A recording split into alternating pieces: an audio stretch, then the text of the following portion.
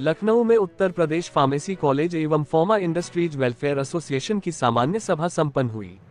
बैठक की अध्यक्षता प्रोफेसर अमरिका सिंह ने की। प्रदेश भर के फार्मेसी कॉलेज और इंडस्ट्री के प्रतिनिधि फिजिकल और वर्चुअल दोनों माध्यम से जुड़े। सभा को पीसीआई अध्यक्ष डॉक्टर मंतू पटेल ने वर्चुअल संबोधित किया। उन्होंने छात्रों के हित को प्राथमिकता देते हुए कहा कि प्रदेश में बी फार्मा और एम फार्मा की सीटें बढ़ाई जाएं और राज्य में ही योग्य शिक्षक तैयार किए जाएं। बैठक में 3 बड़े प्रस्ताव पास हुए। पहला, 2700 कॉलेज और 1100 इंडस्ट्रीज के बेहतर समन्वय के लिए यूपी में फार्मा विश्वविद्यालय बनाने की मांग। दूसरा, कॉलेज और इंडस्ट्री को जोड़कर छात्रों को उद्योग आधारित प्रशिक्षण और प्लेसमेंट देना। और तीसरा, फार्मेसी छात्रों के लिए आईटीआई की तरह अप्रेंटिसशिप लागू करने का अनुरोध। सबसे पहले हम आप लोगों का स्वागत करते हैं। उत्तर प्रदेश फार्मेसी कॉलेज तथा उत्तर प्रदेश के इंडस्ट्री वेलफेयर एसोसिएशन की ये प्रथम जनरल बॉडी की मीटिंग है। हम परिचय करा देना चाहते हैं। हमारे बगल में हमारे संरक्षक हैं आदरणीय श्री नरेंद्र मणि त्रिपाठी जी। उसके बगल में बीके सिंह साहब हैं, पूर्व कुलपति संरक्षक हैं।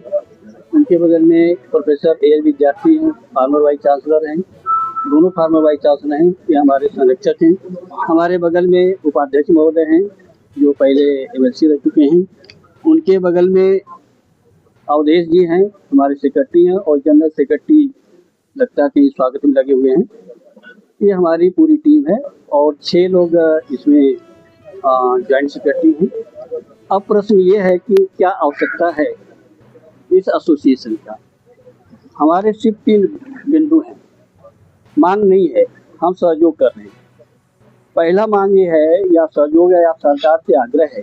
अच्छी बात है कि हमारे प्रदेश में अच्छी सरकार है, हमारी बात सुनते भी हैं, पूरे दुनिया में नाम हो रहा है। पहली हमारी बात ये है कि उत्तर प्रदेश में 2700 फार्मेसी कॉलेज और 1100 फार्मा इंडस्ट्री।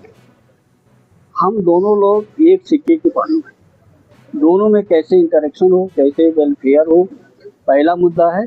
और इसके लिए हम फार्मा यूनिवर्सिटी की सरकार से आग्रह करते हैं कि आप फार्मा यूनिवर्सिटी बनाएं। क्यों बनाएं, क्या आवश्यकता है?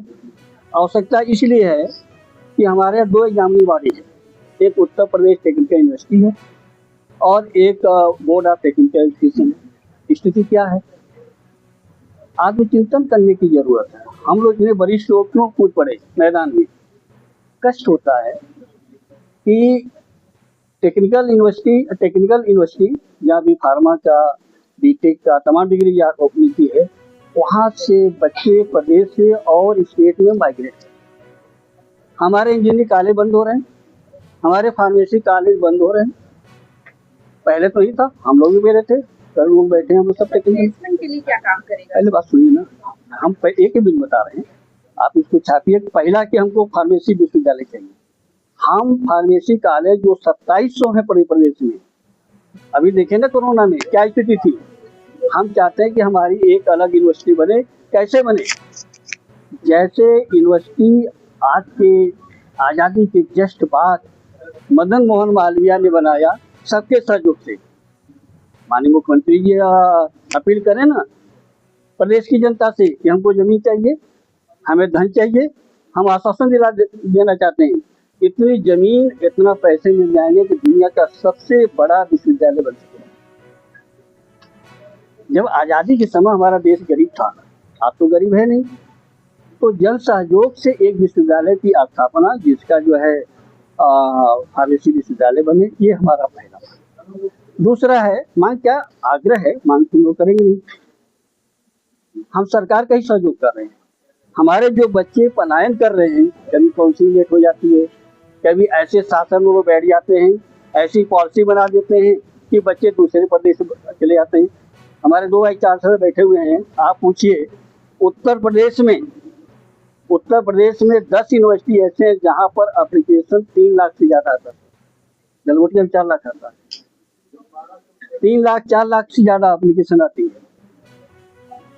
राजस्थान में कम से कम 6-7 ऐसे विश्वविद्यालय हैं जहाँ पर लाखों की संख्या में आवेदन होता है। ये बच्चे कहाँ जा रहे हैं? हमें रोकना है। और हम ये नहीं चाहते हैं कि हमारे फार्मेसी कॉलेज बने। ये तो कतई नहीं होगा। हम लोग सीनियर लोग इसमें जुड़े हैं, बड़े बड़े सीनियर लोग जुड़े हुए हैं। तो मेरा ये सरकार से आग्रह है, सरकार अच्छा काम कर रही है, उनके कार्यों में हम सहयोग करने जा रहे हैं। आप विश्वविद्यालय बनाइए, हम लोग सहयोग करेंगे, आश्वासन देते हैं। आप प्रदेश के बाहर जो बच्चे एडमिशन ले रहे हैं उनको रोकिए, पॉलिसी बनाइए। ये दो है। तीसरा क्या है कि 1100 फार्मा इंडस्ट्री है, सोचिए, और 2700 लगभग जो है फार्मेसी कॉलेज है। इन दोनों में ऐसा समन्वय हो कि छात्रों का वेलफेयर, छात्रों का प्लेसमेंट हो, इसके लिए भी हमारी टीम बनेगी। और आप तो लोग जानते ही हैं, आप बहुत देर से जुड़े हुए हैं, कि हम लोग जो बोलते हैं, जिसकी उम्र 70 के आसपास होती है, जब वो बोलते हैं तो काम जरूर होता है। देखिए, Uttar Pradesh pharmacy colleges industry welfare association हम लोगों ने इस उद्देश्य से बनाया है ताकि फार्मेसी कॉलेज या फार्मेसी प्रोफेशन में जो बच्चे कर रहे हैं और इंडस्ट्री में एक संतुलन बन सके। जो आज भैंसकी करके बच्चे बाहर निकल रहे हैं और जो बेरोजगारी चरम सीमा पे पहुंची जा रही है, उसमें एक तालमेल बैठाने के लिए हम लोगों ने इसका गठन किया है। आज हेल्थ केयर सेक्टर में बहुत ज़्यादा योगदान भैंसकी का है। भैंसकी हर क्षेत्र में आपके कार्य करनी, चाहे वो प्रबंधन हो, हेल्थ मैनेजमेंट हो या आपके शिक्षा हो, हर क्षेत्र में आपकी भैंसकी का है। हम लोग ने इस उद्देश्य के साथ इसको लिया है कि प्रदेश में वैश्विक शिक्षा का उत्थान हो। इसके लिए सर्वप्रथम हमारा मूल है कि हम उत्तर प्रदेश में एक फार्मास्यूटिकल यूनिवर्सिटी की स्थापना करें, जो कि हमारे पढ़ते हुए कॉलेजेस आज प्रदेश में है वो एक विश्वविद्यालय से जुड़ें और वहीं से उनको चाहे डिप्लोमा हो, चाहे वो बैचलर डिग्री हो, चाहे वो मास्टर डिग्री हो या फार्माटी क्लिनिकल ओरिएंटेड कोर्सेज हैं, उनका संचालन किया जाए। फार्मेसी शिक्षा को लेकर वर्तमान समय में क्या कुछ चुनौतियां सामने आ रही हैं? चुनौतियां बहुत सी हम लोग के सामने है। सबसे बड़ी तो बेरोजगारी है। इस समय जो बच्चे हमारे भैंसकी करके निकल रहे हैं वो उनको उनके अनुसार जॉब नहीं मिल रहा, क्योंकि उत्तर प्रदेश में इंडस्ट्रीज का डेवलपमेंट नहीं है। अगर आप देखें, इतना बड़ा प्रदेश है, यहाँ पे कोई भी एकमात्र सरकारी unit Uttar Pradesh pharmaceutical development UPDPL हुआ करती थी, जिसको भी कुछ ऐसे परिस्थितियां आई कि पिछली सरकारों ने उसको बंद कर दिया। पर वर्तमान सरकार की तरफ देखते हुए हम ये सोचते हैं कि इंडस्ट्रियल डेवलपमेंट जरूर वो करवाएगी। और बाकी जो है हमारे सहयोगी अवधेश वर्मा जी हैं, वो आपको इसका एम्स एंड ऑब्जेक्टिव विस्तार से मैं प्रोफेसर डॉक्टर दुर्गेश मणि त्रिपाठी इस संगठन का महासचिव हूँ और इस प्रयास में हूँ कि एक निष्पक्ष संगठन हमारा प्रदेश में फार्मेसी एजुकेशन, फार्मा इंडस्ट्री और बेरोजगारी समस्याओं को दूर करने हेतु हम खड़ा कर सकते हैं। मनोज सिंह नाम है मेरा और विधान परिषद सदस्य रहा हूँ अयोध्या अम्बेडकर नगर से। और जैसा कि आप लोग उत्तर प्रदेश फार्मेसी कॉलेज एवं pharmaceutical industries welfare association Lucknow की ये पहली जनरल बॉडी की मीटिंग है और इस एसोसिएशन में ही इसका सब कुछ समाहित है, निहित है। आज की डेट में जो हमारे वास्तव में प्रहरी स्टूडेंट्स हम जो तैयार कर रहे हैं, उनके वेलफेयर को लेके और गवर्नमेंट जो पैसा हम लोग हमारे बच्चे BTE को देते हैं, वो BTE को न देके हमारी सरकार से ये मांग होगी, जिसके एवज में तमाम सकारात्मक कदम माननीय मुख्यमंत्री योगी जी द्वारा भी उठाए गए और बहुत जल्दी ये यहाँ का जो पूरी जनरल बॉडी है वो माननीय मुख्यमंत्री जी से मिलकर और इस बात को रखेगी कि जो पैसा हमें उनसे पैसे नहीं चाहिए, जो पैसे हमारे स्टूडेंट जमा करते हैं BTE को, ये टेक्निकल यूनिवर्सिटी के लिए हमारे व्यवस्था नहीं है। ये व्यवस्था हमारी मेडिसिन और फार्मास्यूटिकल से वो है, तो उसके लिए एक यूनिवर्सिटी डेवलप की जाए जिससे जितने भी B, D और M फार्मा के कॉलेजेस हैं उनको एफिलिएट किया जाए और बहुत सारी इंडस्ट्रीज यहाँ पे डेवलप हो और रोजगार डेवलप हो और जहाँ पे बच्चे रोजगार पाए। जी, मैं डॉक्टर अवधेश कुमार वर्मा, ये उत्तर प्रदेश फार्मेसी कॉलेज एवं फार्मास्यूटिकल इंडस्ट्रीज वेलफेयर एसोसिएशन का मैं सचिव हूँ। सर, फार्मा इंडस्ट्री और जो फार्मेसी कॉलेज है उनके बीच जो तालमेल है वो किस तरीके से बिठाने का काम करेंगे आप? देखिए, अभी तक तो तालमेल नहीं बन पा रहा था, क्योंकि फार्मेसी जो एजुकेशन है वो हम कॉलेज से एजुकेशन दे रहे हैं और फार्मा सेक्टर की जो फैक्ट्रियां हैं उनसे बिल्कुल अलग था।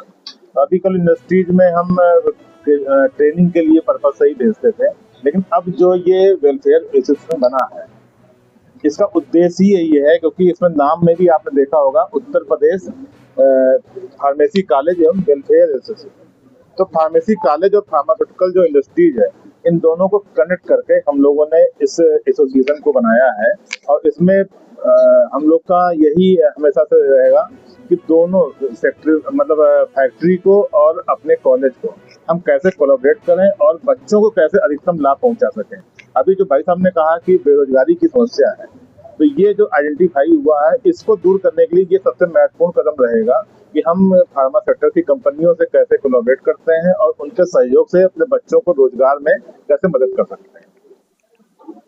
ये जो हम लोगों ने संगठन बनाया है इस नई पीढ़ी ने, वो संगठन बहुत पहले से बनना चाहिए था, क्योंकि जो हमारी समस्याएं हैं उनके निवारण का कोई मैकेनिज्म नहीं है। न यूनिवर्सिटी के और न कॉलेजेस की कोई कहीं सुनवाई का कोई फोरम है। वो फोरम है तो वो मनमानी फोरम है, सुनवाई करके और कॉलेज को डस्टबिन में डाल दिया जाता है। हमने अपना ले पूंजी, पूरी शक्ति, पूरी एनर्जी जमाने की और पूरा धन बिटोर करके कॉलेजेस में लगाया, और लगाने के बाद से जो गवर्नमेंटल एजेंसीज हैं वो हमको इस तरीके से समझती है कि मैं सबसे बड़ा चोर हूँ हिंदुस्तान का, सबसे बड़ा चोर हिंदुस्तान का जो कॉलेज चला रहा है वो है। एक बार बहुत पुरानी बात है, निमसे साहब वाइस चांसलर थे, हम बुलाए थे अपने लॉ कॉलेज पर, उनको मैंने कहानी सुनाई। मंच पर माता प्रसाद पांडे भी बैठे थे, स्पीकर थे। मैंने उनसे कहा कि जब तक मैं यहाँ टीचर था लॉ फैकल्टी में, तब तक तो हर बाबू, हर स्टाफ मुझे नमस्ते करता था और प्रेम से पूछता था कि चाय पी लीजिए। अब मैं कैंपस में आता हूँ तो मुझे शक की निगाह से देखी जाती है कि ये बहुत बड़ा चोर है, कॉलेज चला रहा है। यह मनोवृत्ति जो बनी हुई है सरकार के अधिकारियों की और सरकार के लोगों की, हम लोग इस संगठन के माध्यम से उस मनोवृत्ति को बदलने का प्रयास करेंगे कि हम आपके सहयोगी हैं। हम अपनी पूरी जिंदगी और अपने खानदान की पूरी प्रॉपर्टी लगा करके कॉलेज चला रहे हैं, तो हम सहयोगी हैं, आप उसको नहीं कर सके। भाइयों, आप समझिए इस बात को। इंडस्ट्री वाले अप्रेंटिस के लिए पॉलिटेक्निक के लड़कों को बुलाते हैं, हमारे भी लड़कों को बुलाया जाए, हमारे भी लड़कों को वहाँ ट्रेनिंग के लिए, अप्रेंटिस करने के लिए माहौल दिया जाए, उनको सिखाया जाए। एक बनी बनाई इंडस्ट्री थी यूपीडीपीएल, उसको भी सरकार ने, इसके पहले वाली सरकार ने उसको भी नीलाम कर। तो हमारी डिमांड ये है कि हमारा एम्प्लॉयमेंट जनरेट होगा और फार्मेसी के लड़कों का भविष्य उज्जवल होगा, भविष्य उज्जवल होगा, देश का विकास होगा, एक्सपोर्ट होगा, दवाइयाँ एक्सपोर्ट करने की पोजीशन में हम है। हमारे पास मैन पावर है, सबसे सस्ता मैन पावर सारी दुनिया में मेरे पास है। ट्रेंड लड़के हैं, इतने फार्मेसी कॉलेज हैं, इनको जॉब मिले। इनको यदि आप इस चैनल के जरिए आगे बढ़ाएंगे तो देश बहुत खुशहाल होगा। बहुत बहुत धन्यवाद। हम डॉक्टर वाचस्पति त्रिपाठी, IIT BHU से मैंने B.Pharm किया, M.Pharm किया, रिसर्च किया और PhD मैंने आयुर्वेद में किया। आज जो एक समस्या बताई जा रही है, शिक्षा और इंडस्ट्री के बीच में तालमेल कम है, बिल्कुल ये बहुत ज्यादा होना चाहिए। क्योंकि जब मैं फर्स्ट सेकेंड ईयर में स्टूडेंट था तो बच्चों को जो सिद्धांत पढ़ाया जाता है कि ऐसे पीसा जाता है, ऐसे टैबलेट बनाया जाता है, ऐसे कैप्सूल बनाई जाती है, ऐसे सिरप बनाया जाता है, तो बच्चे बड़ा भ्रम में रहते थे। और बाद में हमने महसूस किया कि अगर इंडस्ट्री को दिखा करके बच्चों को पढ़ाया जाए तो एक तो उनकी शिक्षा बहुत अच्छी या प्रैक्टिकल हो जाएगी। लेकिन जो बेरोजगारी की बात आपने कहा, मैं आपको दावा के साथ कहता हूँ कुछ रेगुलेटरी कमियां हैं। समाज के स्वास्थ्य का प्रहरी है फार्मासिस्ट, ये आप जान लीजिए। जो बच्चे पढ़ के निकल रहे हैं हमारे फार्मेसी से, वो अगर उनको वो जिम्मा दिया जाए, क्योंकि हम लोग प्रहरी हैं, लेकिन हम आप देखिए ना, नर्स, डॉक्टर, दवा जी, हाँ, तो कम से कम आप समझ लें तो मैं बिल्कुल 2 शब्द में खत्म कर दूं। तो मैं चाहता हूँ स्वास्थ्य प्रहरी हम फार्मासिस्ट लोग हैं, अगर हम लोग को दायित्व दिया जाए सरकार की तरफ से, तो रोग कम होगी, बीमारियां कम होंगी, रोग से हम बच सकते हैं, समाज स्वस्थ होगा। बीमार होंगे नहीं तो समाज स्वस्थ होगा, राष्ट्र हमारा बड़ा होगा। तो स्वास्थ्य प्रहरी है और इसको सरकार चेते, समझे और हम लोग की जिम्मेदारी उस दिशा में सरकार दे। धन्यवाद।